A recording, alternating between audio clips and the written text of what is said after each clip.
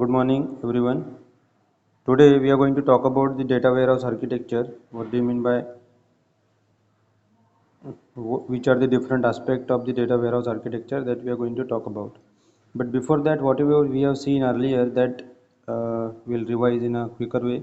We have started with the fresh module, data warehousing and data mining, and OLAP. One more parameter, that is OLAP. We have seen the definition. In definition itself, there are certain properties are there, like subject oriented, integrated, time variant. All these properties we have seen, and with the help of an example I have tried to elaborate. Hope so you people have got it. What do you mean by subject oriented, integrated? The subject oriented is nothing but it is related to a particular subject, not the application oriented. And then integrated technique, because we combine the data from the different what I can say, from several databases. And then we have seen some inconsistencies like naming inconsistency, then unit inconsistency and attribute inconsistency. And then what do you mean by time variant data, and what do you mean by the non-volatility of the data, and what do you mean by multiple granularity that we have seen. So today we are going to talk about the data warehouse architecture. So you can see there are, what I can say, four layers are there. The first layer talks about the data warehouse. The first layer The first layer talks about the data sources, the second layer talks about the data stacking, the third layer talks about the data storage, and the last layer represents the information retrieval. These are the four layers are there. The first layer talks about the data storage, second layer talks about the data stacking, third layer talks about the data storage, and last layer you can see here, that is nothing but the information retrieval. Okay, so in data storage you can see I am having, I am from these many what I can say, in from these many uh, way we can collect the data. This is nothing but the way of collecting the data, and whatever the data we are going to collect, that data we are going to send to the data stacking process. The data stacking process will clean that data, and once the data will get cleaned, it will get stored into the data warehouse, right? And as soon as I'll be requiring, as soon as the different user requires the data, which will get fetched out depending on the application or depending on their requirements. So this is the general view. Okay, so in data sources, there are different data sources are there.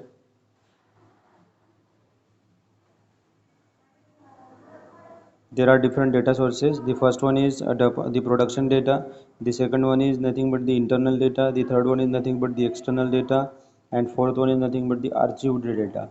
So I will take an example of Reliance Smart. Suppose if I am taking an example of the Reliance Smart. So from what happens in Reliance Smart, first the data will get connected, the data will get collected from the different sources. That data will get that data will be provided to the data stacking process. The data stacking process will clean that data, and then it will get stored into a data storage. Okay, and then as per the requirement, the data will be visible to the different users. So there are certain sources are there of the data. There are certain sources of the data. The first source is nothing but the production data.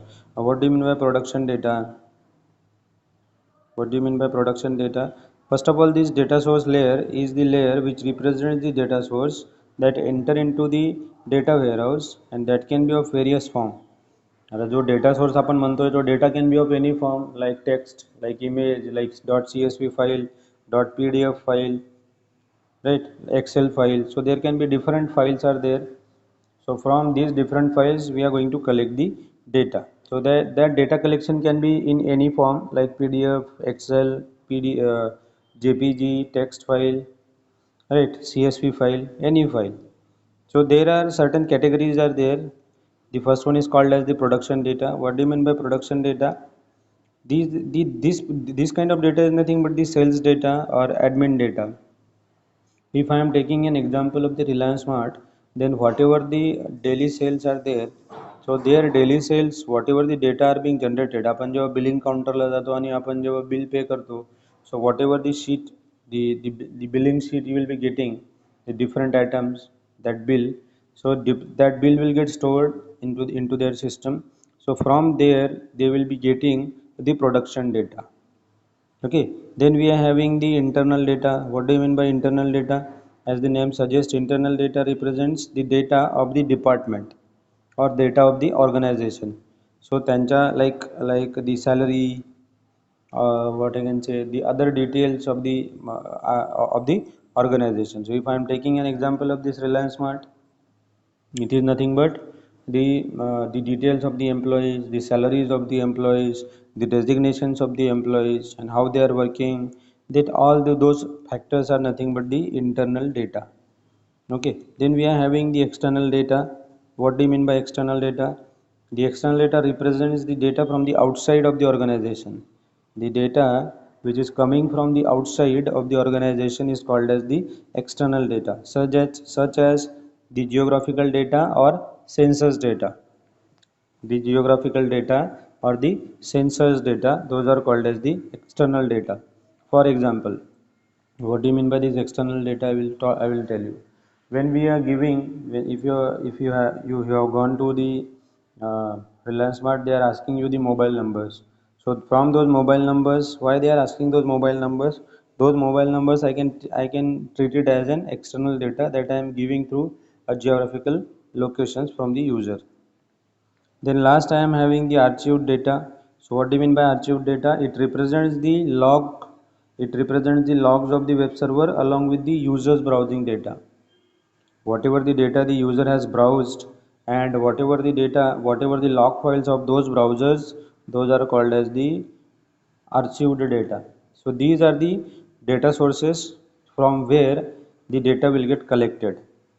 Okay, these all are the data sources from which the data will get collected. And whatever the data we are going to collect from here, it is not compulsory that all the data will be in same format. Like whatever the data I will be getting from production, that will be, suppose I am saying text file. Whatever the internal data I will get, that will be, suppose, image, or I can say the PDF file. From external data, whatever the data I am getting, that will be in some different format, .csv. And archived data, again, if I am getting it in a text file. So you can see there are different formats can be possible.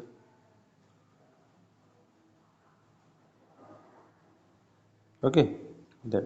Now whatever this data will get collected, that will be given as an input to the data stacking process. What this data stacking is, this data stacking is having the three parameters, three levels, I can say: extraction, transformation, and loading. It is called as ETL: extraction, transformation, and loading. ETL. So you will be getting a separate, what I can say, a separate topic over this ETL. What do you mean by ETL processes? So there you will be having a clear idea what do you mean by ETL. But here you can see in data stacking process what happens in extraction. In a brief way I will tell you. First of all, what do you mean by data stacking, that I will tell you. So whatever the data storage area or data storage layer is providing me is providing the data, that data will come to the data stacking process before it is moving to the data storage. म्हणजे data warehouse मध्ये data जाण्याच्या अगोदर it will come to the data stacking process, right? And what this data stacking process will do, the data stacking process will do three processes. The data stacking process, in data stacking process there are three subparts are there. One is extraction, one is transformation, and one is loading, right?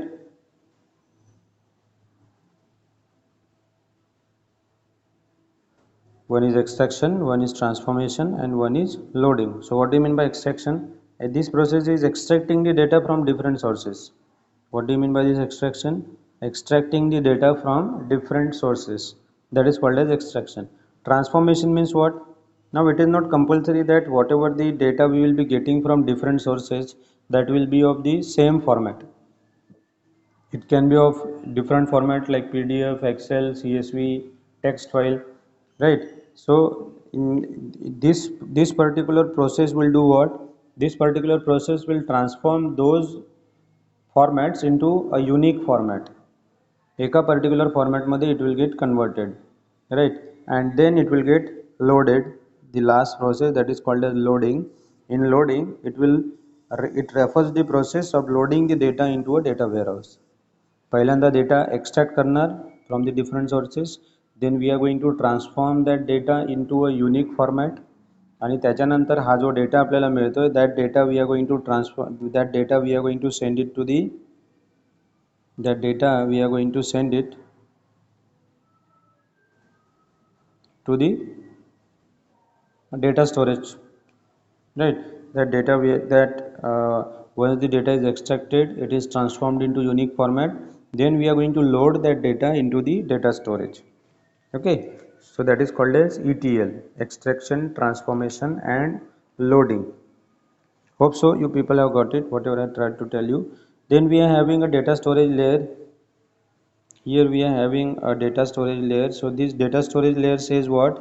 In data storage layer you can see I am having here data warehouse, I am having here data marts, and I am having here multi-dimensional database or metadata. This is nothing but metadata if I am saying metadata. So there are, in data storage we are having multiple options where you want to store. So we can store it in a data warehouse, we can store it in a data mart, or we can store it in a metadata, right? So this particular data storage layer is the layer in which the data is transformed and clean data will get stored. So the first part is data warehouse. Now you can see, you already know what do you mean by data warehouse. A data warehouse is mainly what I can say organized by the central what I can say the organization. The data warehouse is centrally maintained, or data warehouse is maintained by the organization, and it can be accessed by the end user or the business experts. This particular data warehouse you are seeing here, this data warehouse is created by the organization, and it can be accessed by the end user and business experts. So for example, I have given you sometimes in the, depending on the production data, what the business experts will come to know that this particular cloth type, ये एका particular cloth एका particular टाईपचे कपडे जास्त विकले गेलेत, that I will come to know, so that I can keep the stock of those particular cloths. This I will come to know, that is called as the business intelligence. Okay, so for that we'll be requiring business experts, those will do this. Okay, then apart from that we are having some that is called as data mart. You can see this is nothing but the data mart. What data mart say? This data warehouse, it is a part of the data warehouse, or I can say the data, it is also a data warehouse, but this data warehouse is created at the department level. Understanding? Data warehouse is created by the organization, and data mart is also created by the organization, but for the department level.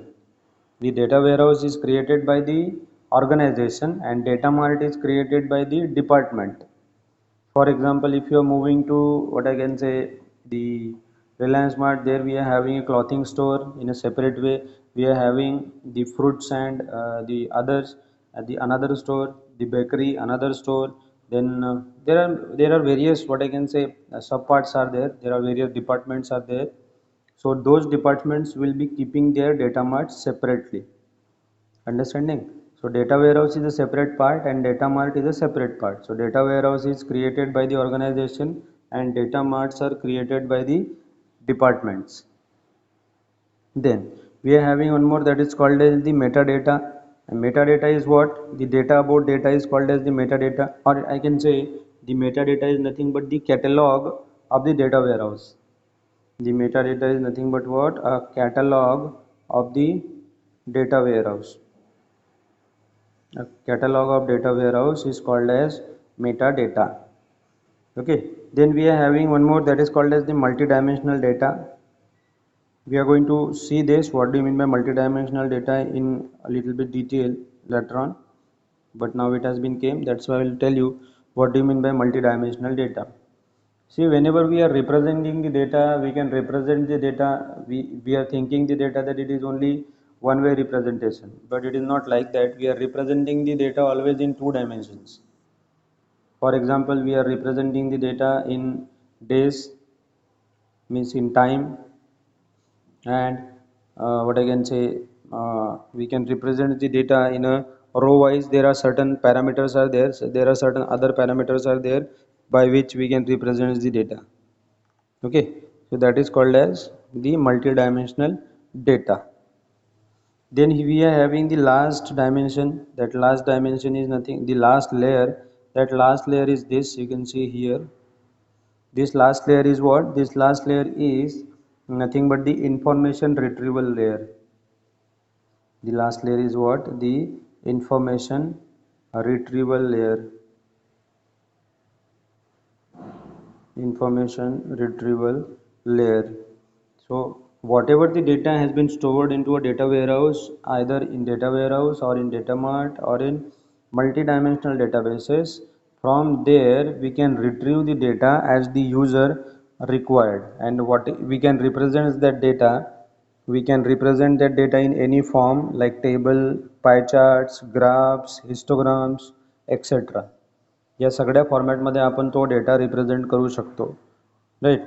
So whatever the data we are having in data warehouse, that data we can represent in either graphical way like pie charts, like normal charts, line charts, histograms, tables. So in whichever way we want, we can represent that data. Okay. Then in that there are different parts are there. So one part is nothing but one way of representation is data mining. Right. What do you mean by data mining? See, I'll give you an example of data mining. You people are watching IPL. So in IPL, if a particular player, if I am taking MS Dhoni, so MS Dhoni has played for 50 matches, and from these 50 matches,